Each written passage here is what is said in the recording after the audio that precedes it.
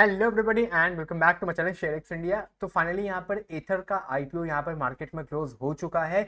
मैंने इस आईपीओ में अप्लाई नहीं किया एंड इनफैक्ट मैंने भी आप लोग को मॉर्निंग में ये वाली वीडियो डाल के एंड दो चार रील अपलोड करके आप लोग को अपडेट कर दिया था। तो आई होप कि अगर आप लोगों ने यहाँ पर अप्लाई किया है तो आप लोगों ने जो भी उसके रिस्क वगैरह थे या जो भी चीज़ें आप लोगों के अगेंस्ट में यहाँ पर जा सकती हैं, आप लोगों ने वो चीज़ें यहाँ पर वॉच कर ली होंगी एंड उसके बाद ही आप लोगों ने अपना अपना डिसीजन यहाँ पर बनाया होगा इस आईपीओ में एप्लीकेशन फाइल करने का। फिलहाल डेट है यहाँ पर आज 30 अप्रैल, लगभग 6-7 बजे के आसपास मैं ये वीडियो रिकॉर्ड कर रहा हूँ। 7 बज चुका है। आईपीओ आप लोग का फाइनली मार्केट में क्लोज हो चुका है और यहाँ पर ना ही आप लोग अपनी एप्लीकेशन कैंसिल कर सकते हो और ना ही यहाँ पर फर्दर एप्लीकेशन यहाँ पर लगाई जा सकती हैं। तो जो भी चीज़ें हैं वो अब मैं आप लोगों से यहाँ पर फाइनली डिस्कस कर लेता हूँ कि कितने पे और कब और कितनी कितनी लॉट की अलॉटमेंट यहाँ पर आप लोग को मिलने वाली है।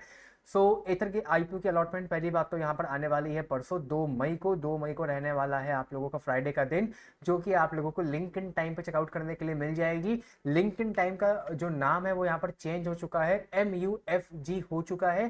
तो आप लोग अगर लिंक इन टाइम भी सर्च करेंगे तो ऑटोमेटिक से आप लोग ये जो नई वाली वेबसाइट है MUFG, इसी पे आप लोग रीडायरेक्ट हो जाएंगे। सिंपली यहाँ पर आने के बाद आप लोग को पब्लिक इश्यूज में आना होगा और यहाँ पर आने के बाद आप लोग को कंपनी का जो नाम है वो परसों शाम को या रात तक आप लोग को यहाँ पर शो करेगा। उसके ऊपर क्लिक करना होगा, फिर वही pan number, application number, same page है, खाली लिंक इन टाइम यहाँ पर लिख के आता था, तो अब यहाँ पर MUFG लिख के आएगा। सिंपली यहाँ पर पैन नंबर आप लोग डालेंगे तो फिर सबमिट करेंगे तो आप लोग की अलॉटमेंट का स्टेटस यहाँ पर आप लोग के सामने शो हो जाएगा। बाकी अब एक बार बात कर लेते हैं यहाँ पर कि किसको कितनी लॉट की अलॉटमेंट मिलने वाली है। उससे पहले एक बार आप लोग को सब्सक्रिप्शन का स्टेटस यहाँ पर समझना पड़ेगा। देखिए, रिटेल कैटेगरी में कहने के लिए तो आईपीओ 1.89 टाइम्स के आसपास ओवर सब्सक्राइब हुआ है, बट ये जो डेटा है ये आप देख रहे हो shares wise. Application wise allotment मिलेगी, लगभग एप्लीकेशन वाइज यहाँ पर 1.32 टाइम्स के आसपास ये आईपीओ रिटेल कैटेगरी में ओवर सब्सक्राइब हुआ है। मतलब कि अगर आप लोगों ने रिटेल कैटेगरी में एप्लीकेशन फाइल करी है तो देयर आर 75% चांसेस कि आप लोगों को यहाँ पर अलॉटमेंट मिले। लगभग 1.3 में से हर वन व्यक्ति को अलॉटमेंट मिलेगी और बाकी जो 0.3 है इनका पैसा यहाँ पर अनब्लॉक हो जाएगा। मतलब कि मोटा मोटा बता देता हूँ, अगर आप लोगों ने रिटेल कैटेगरी में अप्लाई किया था तो 75% चांसेस है कि अलॉटमेंट आप लोग को मिलने ही वाली है। मतलब 13 में से 10 लोगों को मिल जाएगी और 3 लोगों की एप्लीकेशन यहाँ पर रिजेक्ट हो जाएगी। अच्छा, ये तो होगी कि कितने में से कितनों को मिलेगी। अब कितनी मिलेगी? मिलेगी आप लोग को एक ही लॉट की अलॉटमेंट।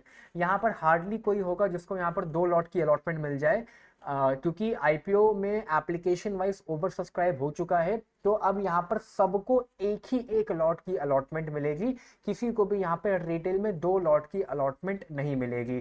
तो आई होप ये बात भी आप लोग को यहाँ पर समझ में आ गई है। और जब मैं कह रहा हूँ कि 2 लॉट की अलॉटमेंट नहीं मिलेगी तो मैं कह रहा हूँ कि 2 भी नहीं मिलेगी, 3 भी नहीं मिलेगी, 4 भी नहीं मिलेगी, 5 भी नहीं मिलेगी, 6 भी नहीं मिलेगी। ठीक है, तो ये अंडरस्टूड होगा, ये आप लोग यहाँ समझ गए होंगे। खाली एक ही लॉट की अलॉटमेंट आप लोग को मिलती हुई नजर यहाँ पर आएगी। बात करूँ HNI कैटेगरी में तो मॉर्निंग में मैंने कहा था कि HNI कैटेगरी मुझे लग रहा था ओवर सब्सक्राइब हो जाएगी या फुल्ली सब्सक्राइब तो हो जाएगी, वो देखने को नहीं मिला। खाली 69% ही आईपीओ HNI कैटेगरी में सब्सक्राइब हुआ है, वो भी ओवरऑल की मैं बात कर रहा हूँ। स्मॉल HNI की बात करूंगा तो लगभग खाली 60% ही सब्सक्राइब हुआ है, मोटा मोटा मान सकते हो, और बिग HNI 74%। मतलब कि HNI कैटेगरी में आईपीओ अंडर सब्सक्राइब्ड रह गया।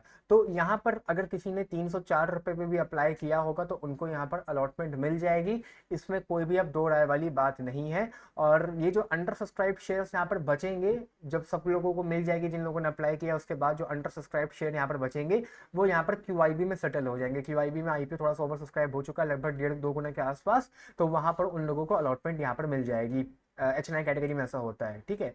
तो आई होप ये सारी बातें आप लोग को यहाँ पर समझ में आ गई हैं। बट मैंने सुबह अपनी रील में मैंने ये भी कहा था इन दोनों में कि अगर आप लोग 304 पे भी अप्लाई करते हो तो कोई सेंस नहीं बनता है, क्योंकि अगर आईपीओ अंडर सब्सक्राइब हुआ है तो अब उतनी ही यहाँ पर जो लिफ्टिंग है वो भी खराब हो जानी चाहिए।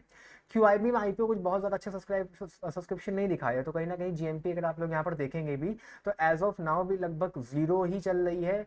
कहीं पे भी अगर चेकआउट करने के लिए चेकआउट करने जाएंगे तो आप लोग को 1 रुपये या 0 ही शो करेगा। तो आई डोंट थिंक लिफ्टिंग में यहाँ पर कोई बहुत ज़्यादा अच्छी आप लोग को देखने को मिलेगी। बहुत ज़्यादा किस्मत अच्छी रही तो 330, 340, होने में 350 पे भी हो सकती है, बट फिर वो सब एक रिस्क वाली चीज़ें आ जाती हैं, फिर वो सट्टा वाली चीज़ें हो जाती है ना, तो उसके बेसिस पे हम लोग यहाँ डिसाइड नहीं कर सकते हैं।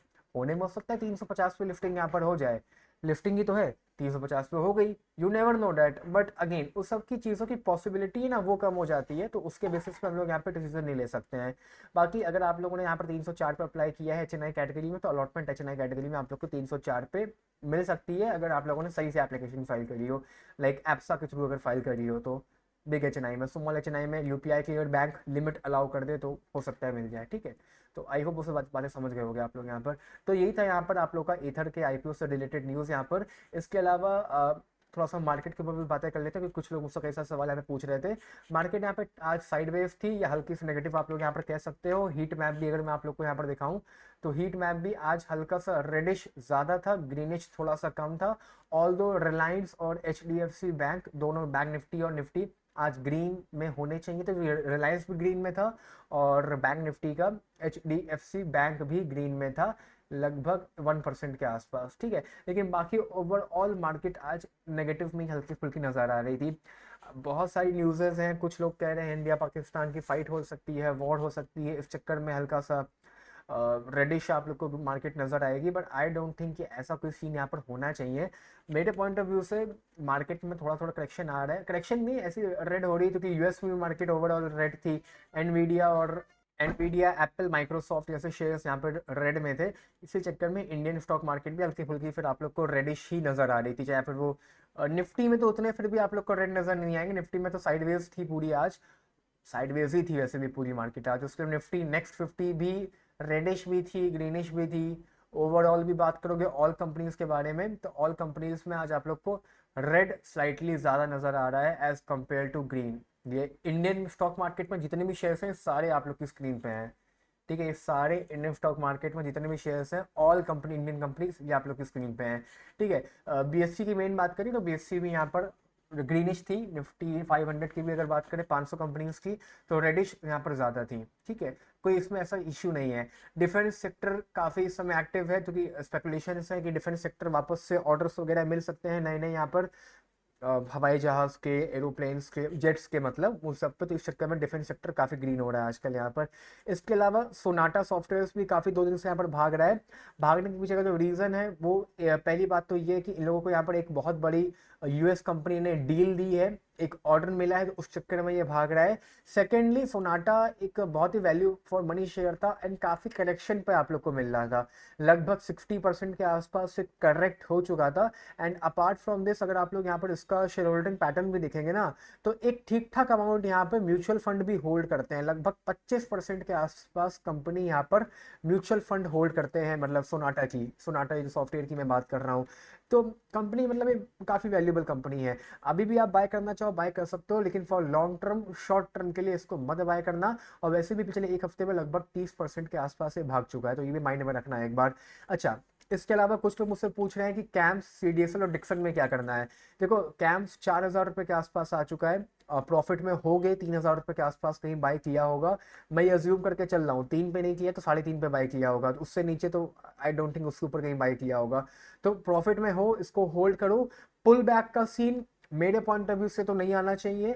मार्केट ओवरऑल फॉल करेगी तो फिर साथ में ये फॉल करेगा, वरना पुल बैक का अब मैं किसी भी कंपनी में नहीं विजन रखता हूं, क्योंकि बहुत पुल बैक्स आ चुके हैं, अब पुल बैक नहीं आने चाहिए। सीडीएसएल भी कुछ लोग कह रहे हैं पुल बैक क्या आएगा। सर मैं रोज चीखता रहा 1100 1200 पे, 1000 पे खरीद लो, 900 पे खरीद लो, खरीद लो, खरीद लो, नहीं खरीदा। अब मुझे नहीं लगता पुल बैक का यहाँ पे भी कोई सीन बनता है।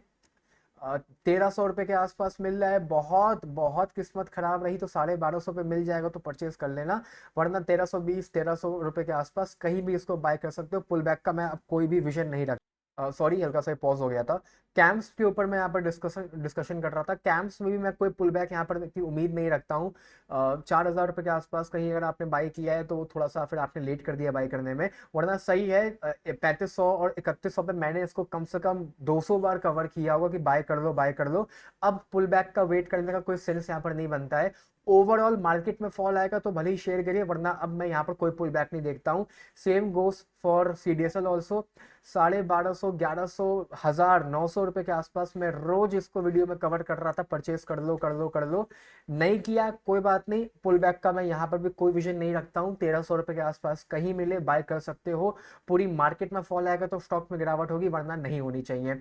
डिक्सन में भी लगभग अपने ऑल टाइम हाई के आसपास पहुंच चुका है, 19,000 रुपए के आसपास, लगभग 10-15% ही यहाँ पर डाउन है। अगेन पुल बैक का यहाँ पे भी मैं कोई विजन नहीं रख रहा हूँ, मार्केट में फॉल आएगा तो आएगा। कुछ लोग कहेंगे कि यार ओवरऑल मार्केट इतनी ऑल टाइम हाई पे चल रही हो, तुम पुल बैक को कैसे मना कर रहे हो?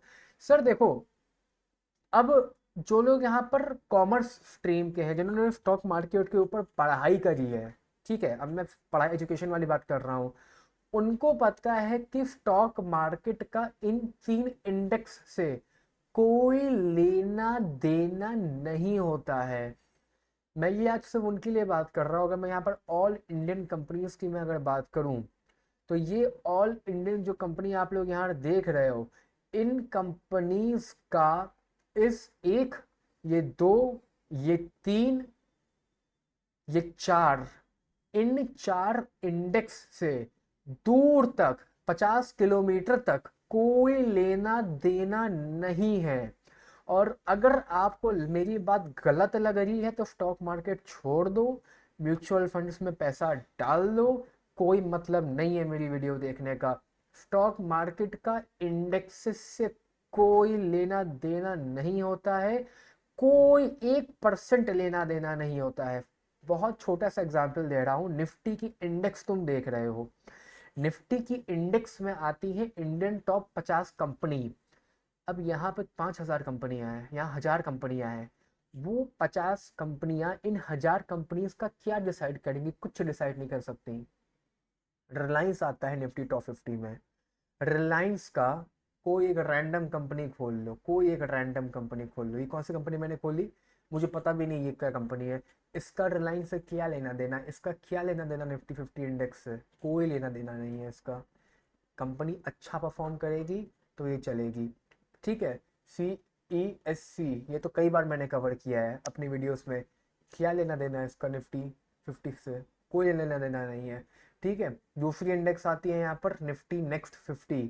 उसमें निफ्टी 50 के बाद जो अगली 50 कंपनियां होती हैं 51 से लेकर 100 तक, वो इंडेक्स आती है। क्या लेना देना उसका इन सबसे? कोई लेना देना नहीं है। इंडेक्सेस से स्टॉक मार्केट का कोई लेना देना नहीं होता है। इंडिविजुअल शेयर की स्टडी करो, अगर शेयर अंडर वैल्यूड है, शेयर में पोटेंशियल है, तो शेयर भागेगा, ठीक। इसीलिए कल कुछ लोग कमेंट कर रहे थे कि पुल बैक आएगा, stock market all time high पे है। वो पुल बैक नहीं आएगा, शेयर्स ऑलरेडी बहुत गिरे हुए हैं, अब यहाँ से रिकवरी दिखाएंगे। क्रेडिट ग्रामीण एक्सेस 5% आज डाउन पे वापस से मिल रहा है 1,000 रुपये के आसपास, मेरे पॉइंट ऑफ व्यू से बाय कर सकते हो। लगभग ये 5-6% के आसपास आप लोग गिरावट हो चुकी है, तो अब यहाँ पे फर्दर नहीं होना चाहिए। ई क्लर्क्स भी लगभग 2500 रुपये के आसपास मिल रहा है, बाई किया जा सकता है। PI इंडस्ट्रीज भी काफ़ी रिकवर कर चुका है, 3700 रुपये के आसपास मिल रहा है। फर्दर मूव में देखता हूँ, एंजल वन अगेन 2300 रुपये के आसपास मिल रहा है। 2,500 रुपये के आसपास के एक शॉर्ट टर्म टारगेट के लिए बाय कर सकते हो। आई होप मेरी बात आप यहाँ समझ रहे होगे, ठीक है। इसके अलावा और मैं कुछ कवर करना चाहूँ, केफिनटेक फिर से वापस से 1,200 रुपये के आसपास मिल रहा है। इसको मैं एक बार 1,000 रुपये के आसपास भले ही देखता हूँ, 1,100 रुपये के आसपास मैं देखता हूँ, मतलब 100 रुपये और नीचे में देखता हूँ यहाँ पर। अब पॉली कैप 5500 बढ़िया मिल रहा है, परचेज किया जा सकता है। पॉली कैप भी 5500 मिल रहा है, लगभग 15% भाग चुका है जिस दिन मैंने बाई करने को कहा था उस दिन से, ठीक है। तो ये सब हो गए, आई थिंक वही सारे स्टॉक्स हैं, ज़्यादा कुछ मैं टाइम वेस्ट यहाँ पर नहीं करूँगा आप लोग का। आज की इस वाली वीडियो में इतना ही, bye bye, take care, love you all.